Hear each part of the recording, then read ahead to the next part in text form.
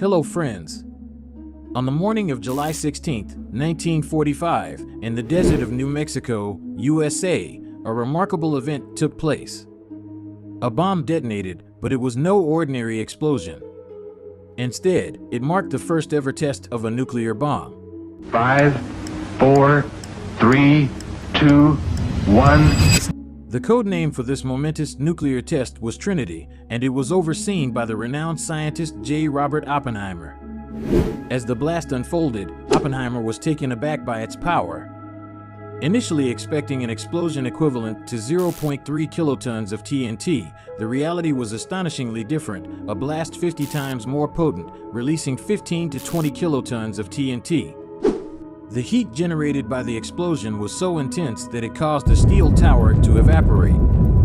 The impact of the explosion was felt up to 160 kilometers away, and a mushroom cloud soared 12 kilometers into the sky. Witnessing this awe-inspiring display, Oppenheimer was moved to utter a line from the Bhagavad Gita, expressing the gravity of the moment. Now I am become death, the destroyer of worlds. Now I am become death, the destroyer of worlds. I suppose we all thought that, one way or another. It's intriguing how he was familiar with this ancient scripture, but we'll delve into that later in this video. As an avid Christopher Nolan fan, I took the opportunity to create this video in light of his new film, which centers around Oppenheimer. In this video, we'll explore the story of Oppenheimer's life, his role in the development of the nuclear bomb, and the moral complexities surrounding his actions. Was he a hero or a villain? And how did he grapple with the consequences of his creation, which led to the loss of millions of lives? Join me in uncovering these answers in today's video.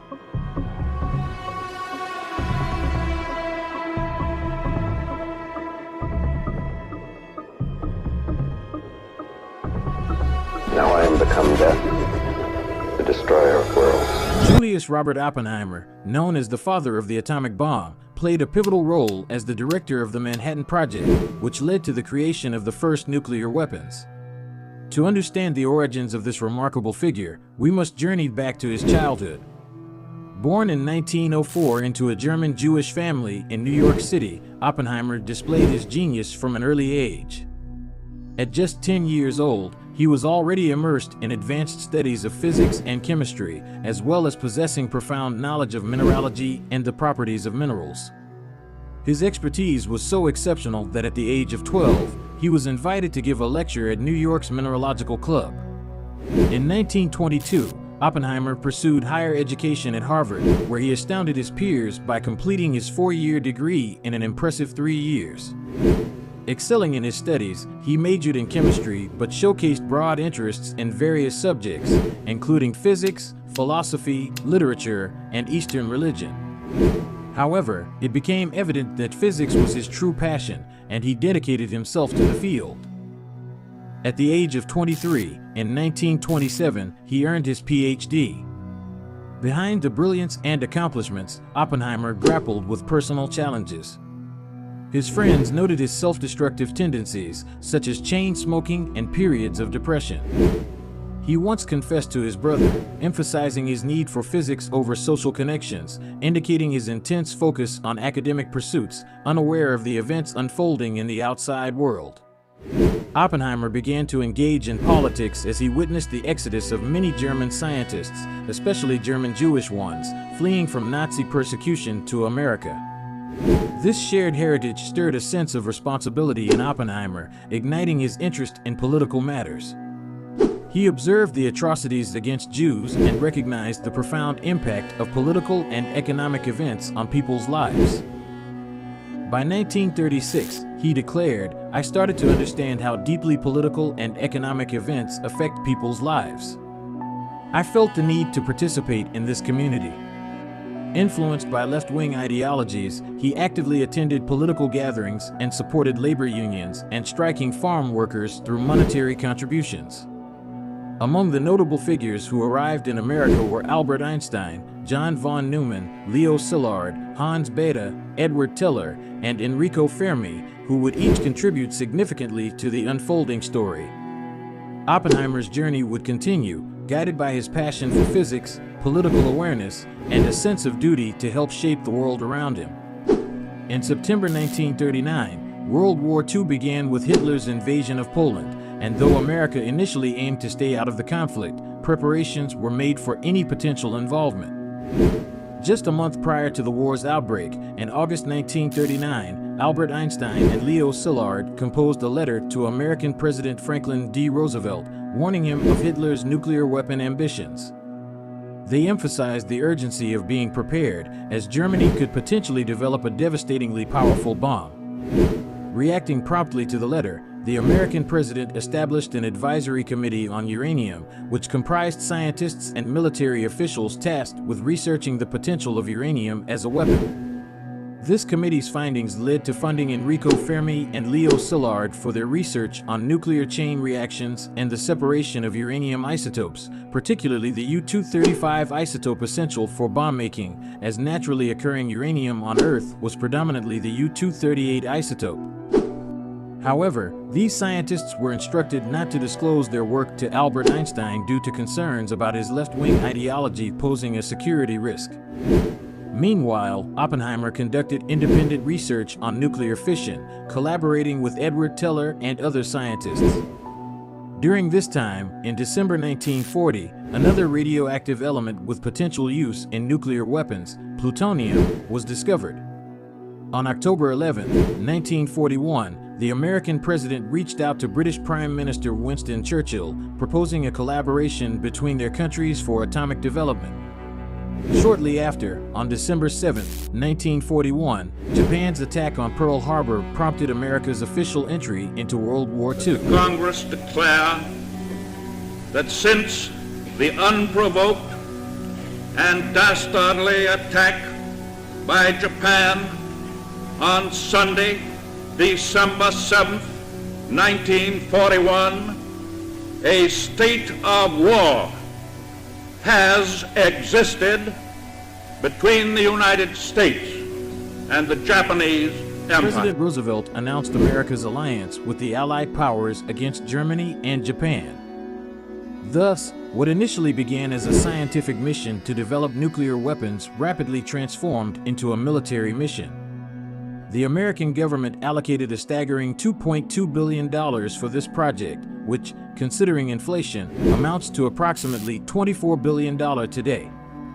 The pursuit of atomic weapons became a critical component of the war effort, reflecting the immense resources and effort poured into the development of this game-changing technology. The American military had its engineering wing known as the Army Corps of Engineers, responsible for constructing ports and airfields for the Army. President Roosevelt officially sanctioned its involvement in June 1942.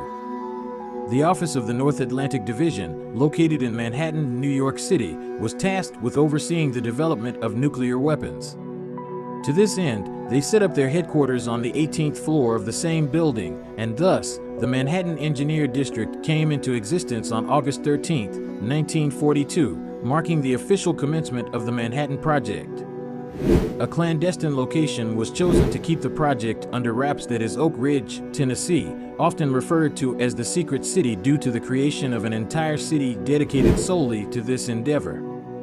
Thousands of scientists, researchers, and workers were relocated to this city with a single mission: to produce uranium-235 from uranium-238. The reason behind this was that uranium-238, being not very fissionable, could not sustain a chain reaction for the creation of a bomb.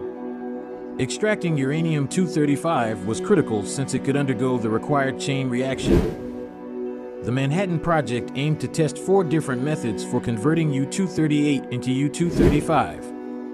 These methods are gaseous diffusion, centrifuge, electromagnetic separation, and liquid thermal diffusion. Ultimately, the electromagnetic separation and gaseous diffusion methods proved to be partially successful. In electromagnetic separation, a large magnet was employed to separate U-235 from U-238. On the other hand, gaseous diffusion involved passing uranium hexafluoride gas through a porous membrane. The lighter U-235 molecules passed through successfully, while the heavier U-238 molecules were filtered out.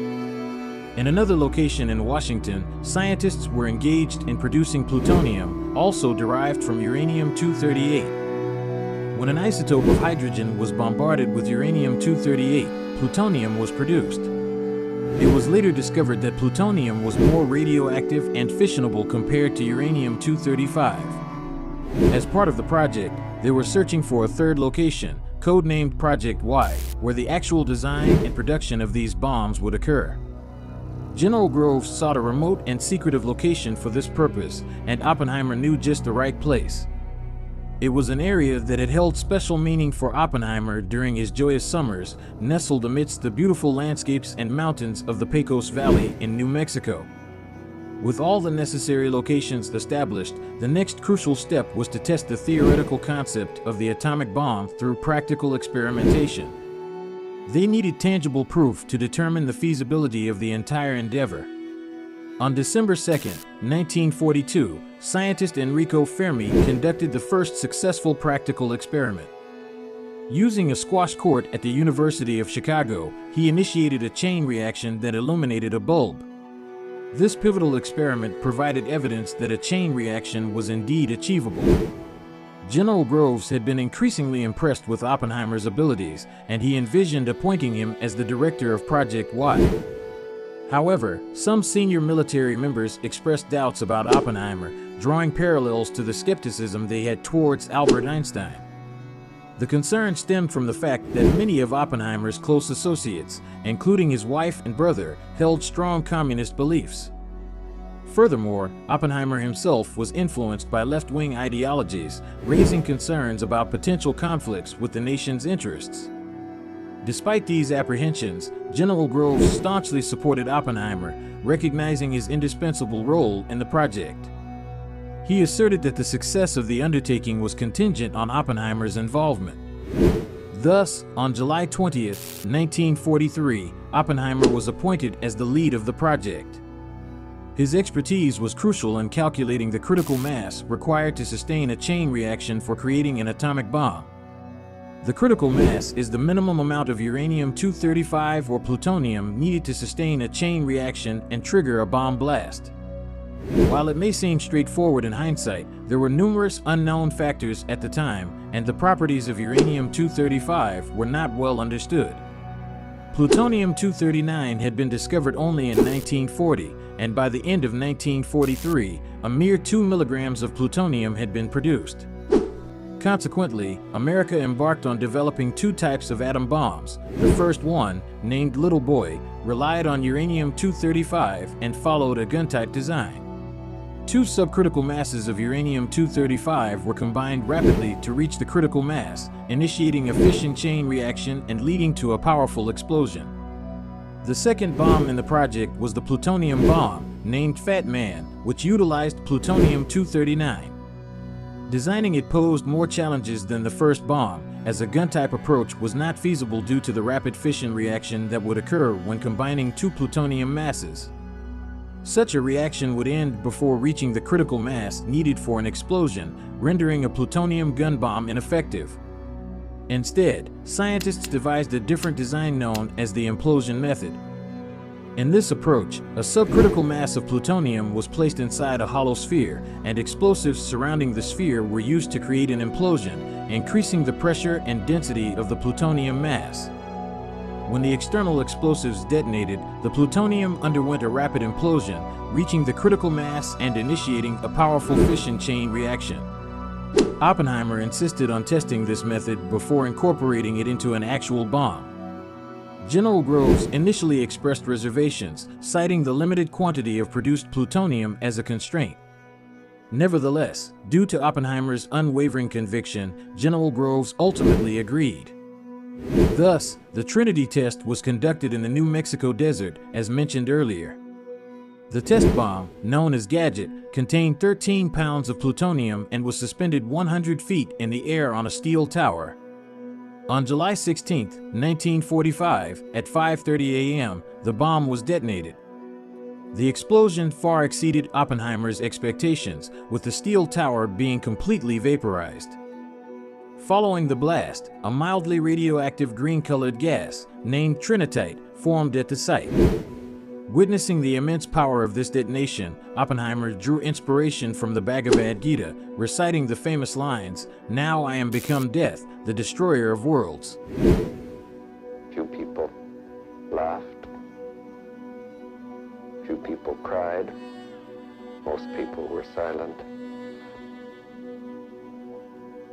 I remembered the line from the Hindu scripture, the Bhagavad Gita. Now I am become death, the destroyer of worlds. I suppose we all thought that one way or another. As a Sanskrit scholar, Oppenheimer had thoroughly studied the Bhagavad Gita in its original form, considering it one of the most influential books of his life. Less than a month after the Trinity test, on August 6, 1945, the little boy bomb was dropped on Hiroshima, and 3 days later, the plutonium-based Fat Man bomb was dropped on Nagasaki. The devastating impact of these bombings marked a turning point in history and brought World War II to a close. Upon hearing the news, Albert Einstein's initial reaction was one of sorrow, expressing his remorse for the invention of such a devastating weapon. He famously stated, "Mankind invented the atomic bomb, but no mouse would ever construct a mousetrap." Oppenheimer had mixed emotions about the bombings. He found solace in the first bomb dropped on Hiroshima, viewing it as a necessary evil to end the war, especially considering its potential use against Nazi Germany. However, when the second bomb struck Nagasaki, he was deeply troubled. On August 17th, he personally delivered a letter to the Secretary of War, expressing his desire to ban nuclear weapons and his regret over contributing to their creation. Oppenheimer was increasingly concerned about the future and the potential consequences of nuclear technology in the hands of different countries. With the passing of President Roosevelt in April 1945, Harry Truman became the next American president. 2 months after the Nagasaki bombing, Oppenheimer met President Truman and candidly admitted, "I have blood on my hands." Truman's response was one of anger, and he ordered Oppenheimer to leave his office and never return. Subsequently, Oppenheimer collaborated with the U.S. Atomic Energy Commission to prevent further nuclear attacks and establish control over nuclear weapons. However, his resistance to President Truman's idea of developing a hydrogen bomb led to his job being taken away from him. Edward Teller, who assisted in creating the hydrogen bomb, became known as the father of the hydrogen bomb. Despite being nominated for the Nobel Prize 3 times, Oppenheimer never won the prestigious award. In 1965, at the age of 62, he passed away due to throat cancer, likely exacerbated by his lifelong chain-smoking habit. During the construction of the bomb, Edward Teller became concerned about the possibility that the chain reaction caused by the detonation might lead to the destruction of the entire world. To address this grave concern, Oppenheimer sought to verify Teller's calculations, and he turned to Albert Einstein for assistance. Einstein, rather than directly verifying the calculations, advised Oppenheimer to consult with Hans Bethe, the most skilled mathematician among his team. Oppenheimer followed Einstein's advice and brought the calculations to Bethe, who carefully examined them and determined that Teller's initial calculations were indeed incorrect. The notion that the bomb could trigger a worldwide chain reaction leading to the annihilation of the planet was not substantiated. However, after witnessing the horrifying effects of the atomic bombings on Hiroshima and Nagasaki, Oppenheimer came to a different realization. He acknowledged that there was indeed a chain reaction, not caused by the bombs themselves, but by the relentless pursuit of humanity to develop increasingly powerful weapons. Calvin, when I came to you with those calculations, we thought we might start a chain reaction that would destroy the entire world. I remember it well. What happened?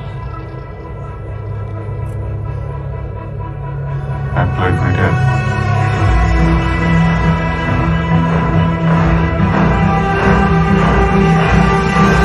He became acutely aware of the destructive path that the arms race could lead to, potentially posing an even greater threat to the world than the explosive force of the nuclear bombs themselves.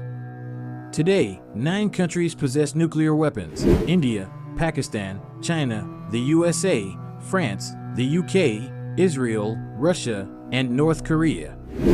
Thankfully, in the last 80 years, no other nuclear weapon has been used, which is a positive development considering the grave consequences of such weapons. I hope you found this episode informative. If you did, I kindly request you to like, subscribe, and share this video with your friends.